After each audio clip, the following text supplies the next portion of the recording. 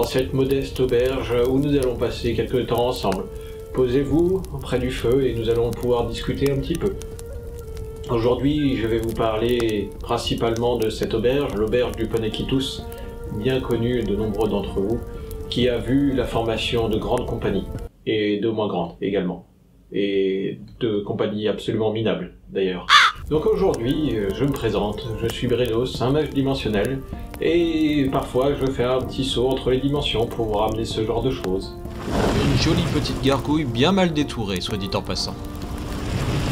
Nous allons prendre place et nous allons voir effectivement comment on peut obtenir un résultat pour une gargouille assez rapidement, en un minimum de temps et avec un minimum de matériel. Et donc nous voici avec une figurine de gargouille de la marque Loot Studio. C'est une figurine résine imprimée en 3D à l'aide de l'imprimante Frozen 4K Mini. Ce tutoriel a pour objectif de vous montrer une façon de peindre de la pierre rapidement à l'aide d'un simple pinceau de maquillage et de quelques nuances de gris, ainsi que de lavis marron et vert. Pour commencer, donc sur une sous-couche noire, je vais utiliser un gris relativement sombre, comme du gris allemand par exemple. Je vais passer donc une couche de base, comme d'habitude sur l'intégralité de la figurine, à l'aide du pinceau de maquillage.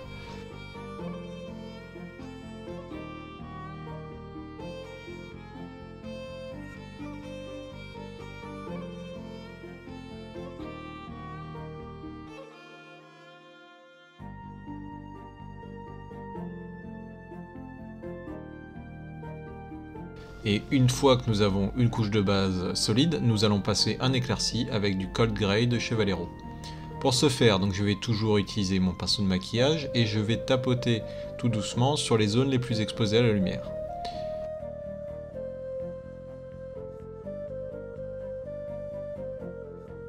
Pour limiter la démarcation qui peut être trop franche entre les deux zones, donc je vais faire un mélange entre mon gris allemand et mon Cold Grey. Et je vais continuer donc de tapoter pour fondre les deux couleurs ensemble.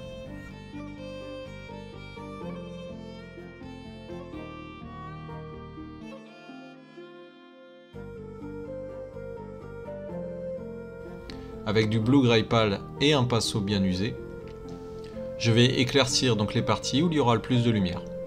Donc c'est-à-dire là en l'occurrence la tête, les épaules et le haut des ailes. En termes de dilution, je vais essuyer un petit peu mon pinceau, mais pas comme un brossage à sec, je vais garder un petit peu plus de peinture. Le tout, c'est vraiment d'aller vite sur ce type de figurine. Les lavis que je vais passer par la suite vont servir justement à atténuer les démarcations et à obtenir un côté un peu vieilli pour la pierre. Donc une fois que c'est terminé, prenez de l'ivoire de chez Vallejo et nous allons faire un brossage à sec avec un gros pinceau de maquillage. Si vous n'en avez pas, vous pouvez toujours utiliser le premier pinceau utilisé en début de vidéo. Ce type de pinceau se trouve très facilement dans les magasins type Action. N'oubliez pas de bien essuyer votre pinceau pour garder un minimum de peinture sur les poils. Donc faites des mouvements d'aller-retour et allez chercher vraiment toutes les arêtes les plus visibles. Donc nous allons maintenant faire un lavis général avec un mélange d'Atonian Camo Shade et de Agrax Surf Shade. Au niveau du mélange, il n'y a pas de recette miracle. Si vous voulez une pierre qui est beaucoup plus verte, mettez plus de vert. Si vous voulez une pierre beaucoup plus sombre, vous pouvez rajouter du Null 9 à la place du Agrax Surf Shade. Libre à vous effectivement de donner les teintes que vous souhaitez à votre pierre. Le lavis vert va servir avant tout à simuler un côté usé et mousseux de la pierre. Et vous pouvez accélérer bien sûr le séchage en utilisant un sèche-cheveux comme d'habitude. Faites attention à ne pas mettre le sèche-cheveux trop près de la figurine, sinon vous risquez d'avoir un effet de piscine de lavis. Vous allez avoir en fait le lavis qui va s'accumuler à un seul endroit et créer une grosse flaque. Donc quand vous séchez la figurine, séchez-la d'une distance relativement élevée, juste pour qu'il y ait un tout petit peu d'air pour accélérer vraiment le temps de séchage. Pour donner un petit peu plus de profondeur aux ombres, je vais créer un contraste de couleurs en rajoutant une touche de lavis Red Tone de chez Army Painter. Cela va permettre de rajouter un contraste entre le vert et le rouge qui sont deux couleurs complémentaires.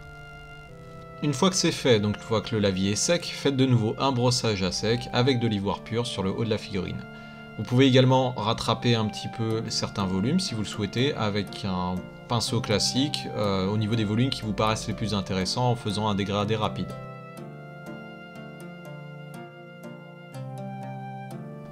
Donc pour terminer, nous allons peindre un effet pour les yeux légèrement luminescents. Et donc pour ce faire, rien de plus simple. Vous mettez un petit peu d'ivoire au niveau des yeux en laissant déborder légèrement pour justement avoir un effet de lumière. Sur cette base, vous mettez un rouge bien vif en faisant un léger dégradé autour de l'œil. Au niveau de la dilution pour le rouge, vous utilisez un rouge relativement dilué pour l'extérieur de l'œil. Pour l'intérieur de l'œil, utilisez un rouge bien vif, relativement peu dilué. Pour avoir cet effet luminescent, faites juste un point de blanc pur au centre de l'œil.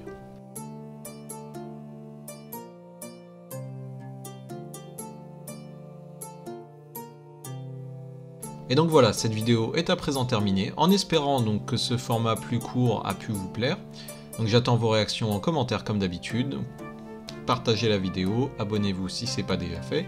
N'oubliez pas d'appuyer sur la petite cloche, un petit like et je vous dis à bientôt dans l'atelier du chaton rugissant.